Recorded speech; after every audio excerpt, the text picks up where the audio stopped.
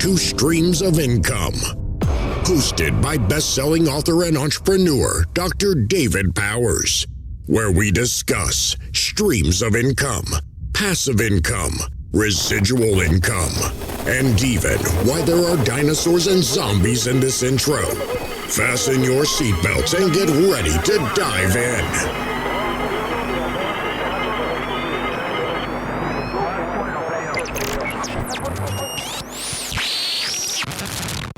Hey everybody, welcome to the next episode of the Passive Income Engines live training. We are doing part 2 of Home Business Tax Savings Made Easy. So I'm going to be going through this book a little more. Hope you're enjoying these lessons. Hope you enjoyed the previous one. There were lots of disclaimers and things like that on the previous one. So if you happen to watch this one, I'm also trying to do these where it's self-contained information. So if you don't want to watch the whole series, you can watch some of these. You can watch a later one and don't worry about catching up on don't worry about missing anything. I do want you to go catch up on the previous ones, but if you get them out of order, anything like that, no worries. It's kind of all self-contained. The information I give in each one is going to be good for that one, but you can build on that by watching the other ones, and be sure to tune in for any new ones. Even though we're not doing the live office hours anymore, my goal is to keep releasing these on Tuesdays. And so if you want a new episode, keep an eye out in the Facebook group on Tuesdays for that. And, if I happen to miss one, might have it every now and then. If I'm on a trip or something, I'll try to pre-record though and release them on Tuesday anyway. But I'm doing these actually on Tuesday right now. It's Tuesday at about 1:30. And so just got back from lunch and a hike to the mailbox with the kids, and let's get going. So I'm not a tax guy. For any real tax information, tax advice, anything like that, contact a certified professional tax person. I do not work for the IRS or any other tax agency. And so what I'm doing is presenting the ideas in this book and lots of opinions, but my opinions are my own. Have I covered that well? I mean, pretty much just, anything I say here, agree, disagree, but check it out first. If you get in trouble for doing something bad with the IRS or any other organization or government entity, it's not my fault, man. I'm sorry, but it's not my fault. All right, so let's go. All right, so I'm going to read this, though. This is pretty good on page 13 here of Home Business Tax Savings Made Easy by Ronald Mueller. I strongly believe we should each willingly pay Uncle Sam every penny required by law. But the law does not require any of us to overpay. Very important there. All right, so basically it's talking about these deductions. It says here, the deductions described in this book are 100% legal, ethical, safe, proper, and honest. Now, here's the thing. We've talked before about how big the tax code is. So big that a lot of the people that work for the IRS don't even know anything other than the specific part they work on. So there is a chance you could get audited and they say you did something wrong. I mean, there's nothing, you get audited for any reason. You don't even have to do anything wrong to get audited. That's a periodic checks and balances. It shouldn't be the fear-based thing that it's turned into, but that's exactly what it's turned into. It's turned into a very punitive, fear-based thing. I've actually seen recently the other day, I haven't confirmed this, so this could just be something I saw on the internet. But I saw the other day some kind of announcement that the new Secretary of Defense was sent an audit notice. And it's got people wondering with the timing of it if it's repercussions of the new administration. So you never know. And it doesn't matter what administration you're under, people fear the IRS. And it shouldn't be that way.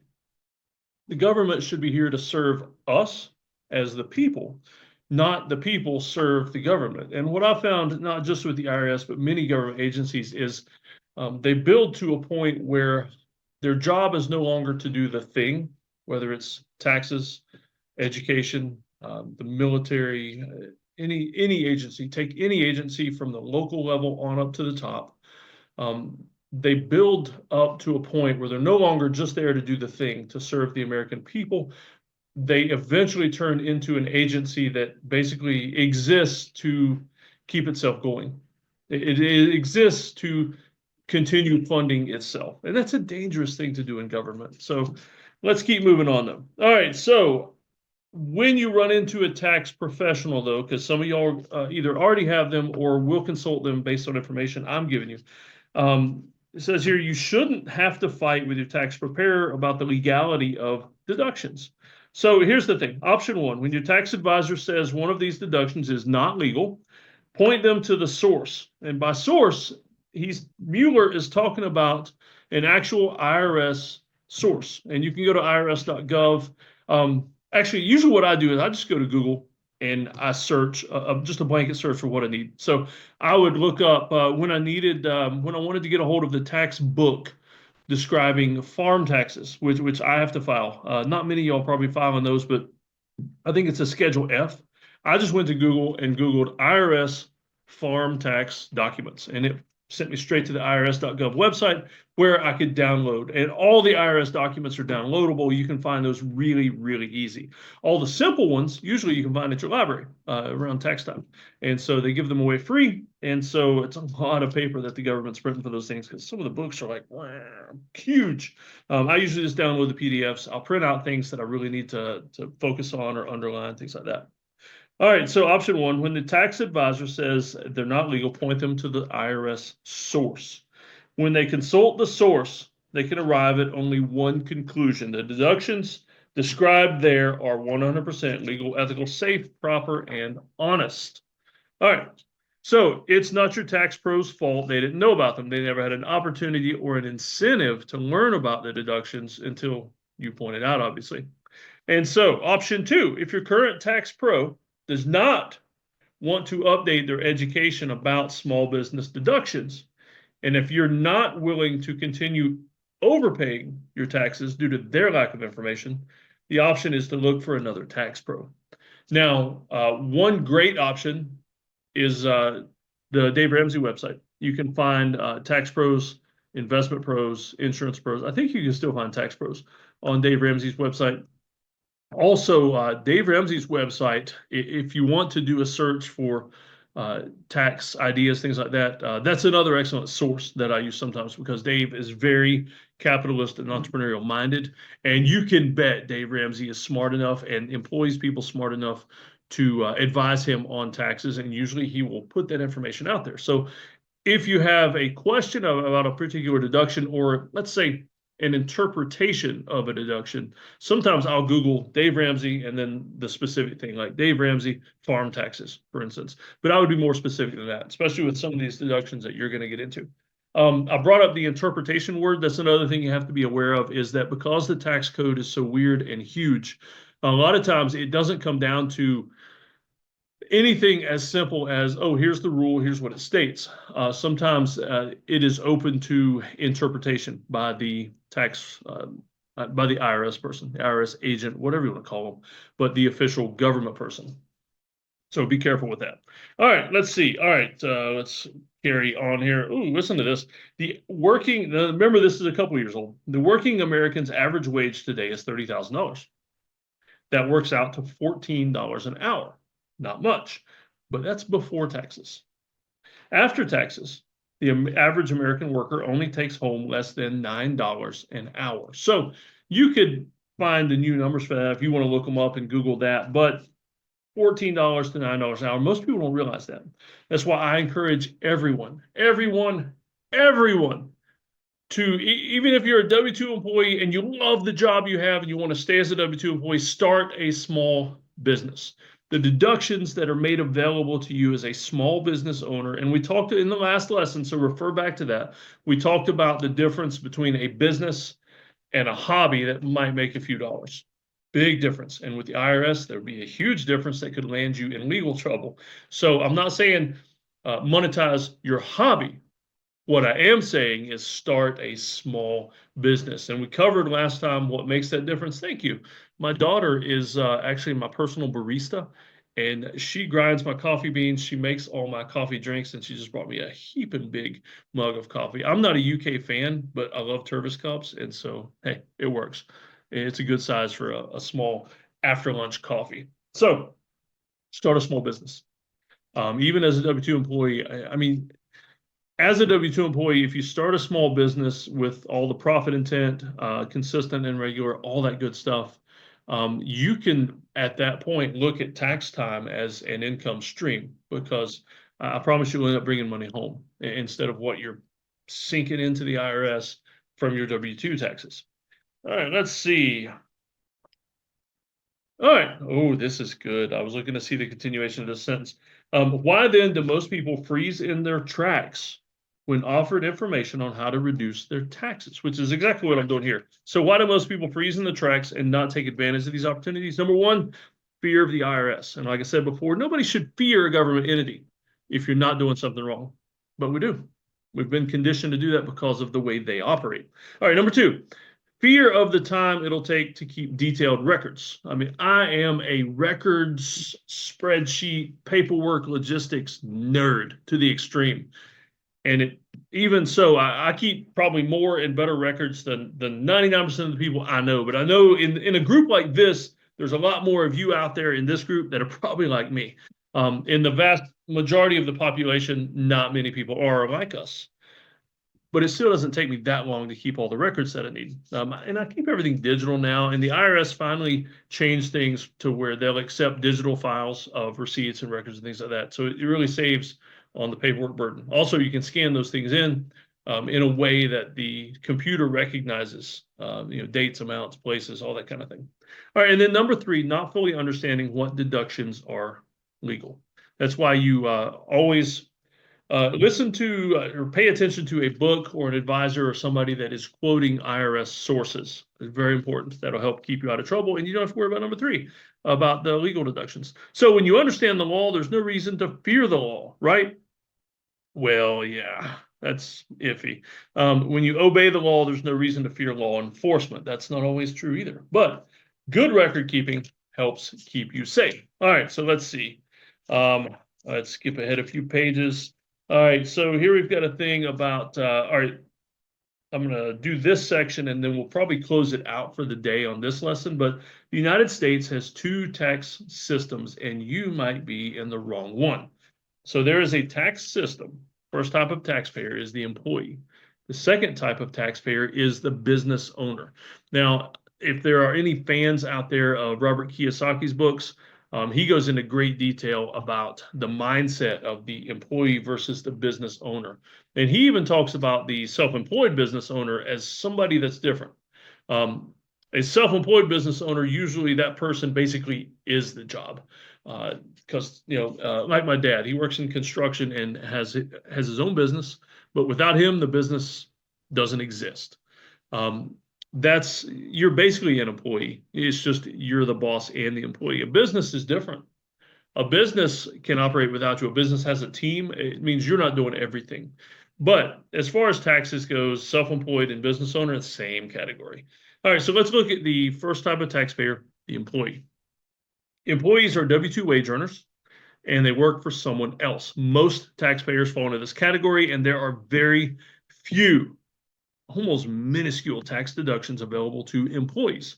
Those include mortgage interest, real estate taxes, deductions for dependents, gifts to church or charity. Y'all need to be doing more of that. You need to support your church. Don't neglect tithing. That should be the top of your budget. Get that tithe out first. Give the money back to God first, and you can take it off your taxes. That's an added bonus. Aside from the blessings from God for that, an added bonus is you can take it off your taxes. And then also contributions to a retirement plan. Essentially, for employees, it's a three-step process. Number one, they work hard to earn a decent wage. Step two, they immediately lose a huge chunk of those hard-earned wages to taxes. And then step three, they get to live on the leftovers, which they call take-home pay. All right, the second type of taxpayer is the business owner. Business owners, on the other hand, get to write off lots and lots of expenses. And we'll go down some of the examples here. Oh, wow. Several pages of examples. So I'm going to go through all these examples and then we'll wrap up today, because if you're listening to this and you're able, you may want to actually get out a pen and paper and just jot notes on some of these. Or hit pause, listen to it, rewind it, whatever you got to do. Business owners have a very different three-step tax system. Number one, step one, earn revenues from selling goods or services, or in my case, in a lot of your cases, both goods and services.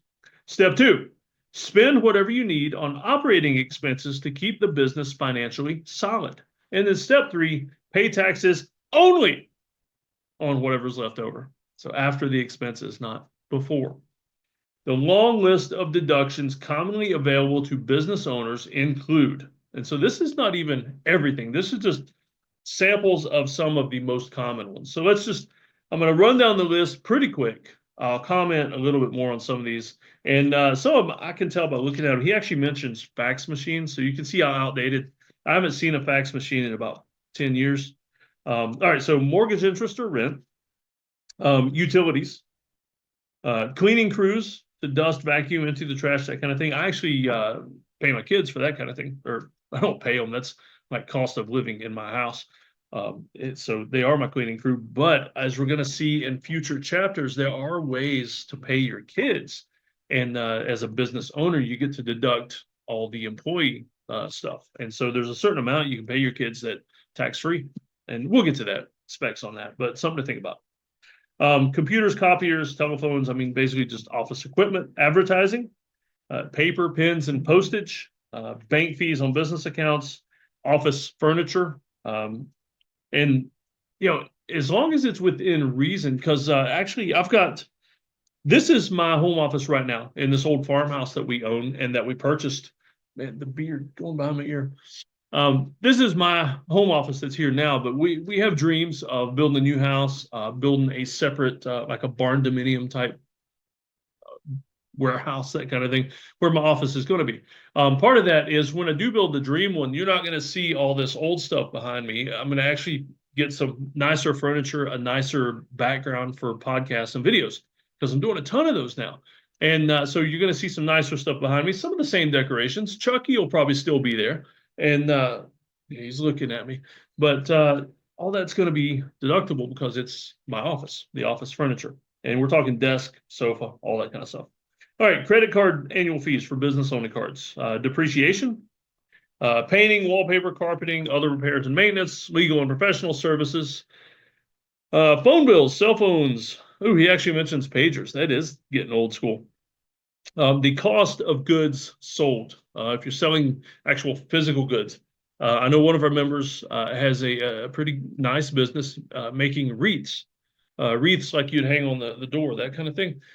Decorated Christmas time, all that. And so that's, any materials for that. That's the cost of goods sold. We've got professional literature, which would include business magazines, books. I've got a lot of these books behind me are business books, like all of Russell Brunson's books from ClickFunnels. That's all professional literature for my business. If I have a subscription to Inc. magazine or Success magazine, anything like that, that's for my business. That's deductible. Let's see, services performed by independent contractors, supplies and materials like paper, ink, printer ink, that kind of thing. Travel, including transportation. And there are more specifics we'll get into about travel, but generally most travel is tax deductible. And if you're like me, you tend to, I like to do road trips when I travel for business, like longer road trips, and include fun things on the trip. Some of that is tax deductible, some of it isn't. We'll get into that later. Taxes and licenses, special work clothing or uniforms. There are some aspects of my business that require more tactical clothing, and that's deductible. Also, I do a lot of videos, UGC videos, that kind of thing, and I wear a kilt in a lot of those. That's deductible. It's a uniform for a photo shoot, and so tax deductible. Let's see, security, lots of different types of insurance are deductible, company cars, and even boats, it says. We'll get into info on that because that might seem a little interesting. Contributions to the employee retirement plan, holiday cards, gifts, postage. And he ends this section with, or this small section, there's a bunch. Any other expense that qualifies as ordinary and necessary to operate the business.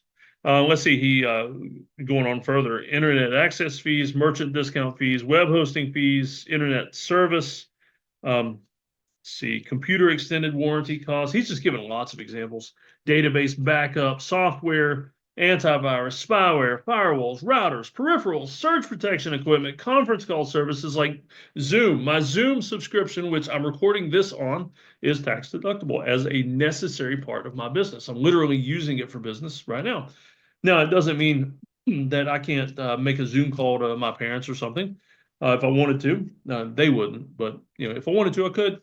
But that subscription is paid for with my business. Let's see if you operate. Okay, further on, commissions, professional fees, sponsorships, signs and promotional materials, continuing education, seminars and conferences, printing, copying, and faxing. I sell a lot of books. Not just I read these, but well, my publishing company, including my books and books that I've published for other people, my company, Pressure Tested, has published. It's got to be about 60 books right now by me and other people. And so anytime I have printed versions made, sometimes I'll print a bunch and take to a conference with me where I'm speaking, and I'll autograph those and sell them. And so the cost of those books, that's a necessary part of my business. And so printing. If you're in a professional field like engineering, architect, things like that, printing the big paper blueprints and things like that, a necessary cost of doing business. Now, here's the thing, and I'm going to go ahead and put my paper clip here because we're going to jump into this next part next time. Here's the thing. I'll say this about deductions and things like that, is if you ever do, I was checking to make sure I was recording. I did that the other day and didn't record an entire lecture. It was good too. Second one was almost as good. But here's the thing. If you ever get audited and you can point to an IRS source. Now, if you pull up the IRS small business documents, and by documents, I mean, they're like books. And you can get the PDF, or you can have them, you can put in and they'll send you a free paper copy if you want to keep that on the shelf or just have it available. Works great when you're teaching classes and can put that in people's hands. But if it's listed in the source, it's pretty easy to say to the IRS agent, here it is. It's in your document. Let's take that off the audit. I'm legal. I'm good. However, let's say you're doing something as an architect or an engineer. I'll just list those two because they're fairly similar, like cousins. And I realize if any of you are that, I know they're different, but they're like cousin industries, related industries, so to speak. If you can find other similar businesses that are doing the same thing, and have that to show, maybe a website, maybe a project, a case study, anything like that, and prove that that is a necessary and regular way of doing business in that occupation, then that's how you can prove to the IRS that you're doing good. And so always keep things like that in mind. There are some jobs I've had in the past where the mindset had to be, because of how litigious the world is right now, the mindset had to be, don't do it unless you can prove it. And so we would do things that we had to videotape. It's like cops wearing body cams. It's there to prove that they did the right thing, to prove that maybe an allegation somebody makes against them is false, that kind of thing. Sometimes, though, it gets them in trouble because they did screw up. But anytime you do something business-wise, if you're trying to deduct it, or you want to smooth the waters with the IRS, make sure that you are good. You can prove it. You can back it up. You can prove that other businesses do it. It's perfectly ordinary for your occupation. That's some risk management you should do along the way. And so always have a mindset to risk management with anything dealing with taxes and the IRS. Be able to prove it, back it up, see that other people are doing it. Just want you to, I know I've said it like 4 different times already, but I really do want you to have that mindset of risk analysis and risk management with anything dealing with the taxes. And although I personally, I don't like most tax professionals because they fall into a couple categories. And you've got the lower tier, which is like the Liberty Tax, H&R Block, places like that have offices that you go into, and they'll do the bare bones and charge you a lot of money for something you should be able, as an adult American taxpayer, you should be able to do your own taxes if you're a W-2 employee. There shouldn't be a problem. But people will go in and pay those places. To me, that's a lower tier. Then you've got accountants. accountants that accountants and CPAs I find mostly are just IRS reporting agents. They don't work for the IRS, but they will report you in a heartbeat. They won't do anything that seems the least bit risky, or to them risky is they hadn't heard of it before. So that's the next tier is accountants and CPAs. And so, just if you know any or can find one that is very entrepreneurial minded, that is I want to save you as much money as I can for a business. I want to help you forecast for the future and help set budgets and things like that. You better hire them quickly because they are far and few between, or few and far between.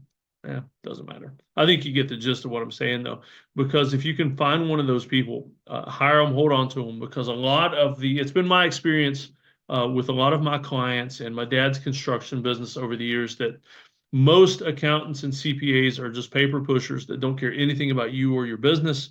You want to hire somebody like Dave Ramsey says that has the heart of a teacher and is looking out for your best interest, not the IRS's best interests, and not even necessarily their best interests. They need to be ready and willing to defend you in an audit if that happens.